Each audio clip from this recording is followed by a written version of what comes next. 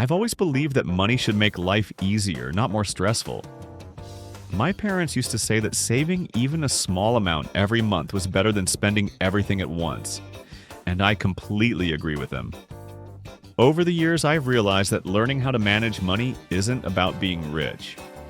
It's about being responsible.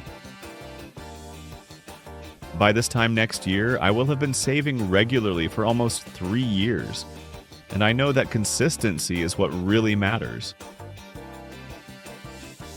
Some people think money equals happiness, but I've heard many say that they'd rather have peace of mind than a big salary.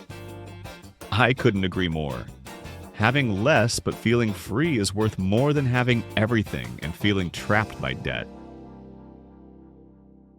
Of course, there are moments when I want to buy something unnecessary, but then I remind myself that I'd better stick to my budget if I want to achieve my goals.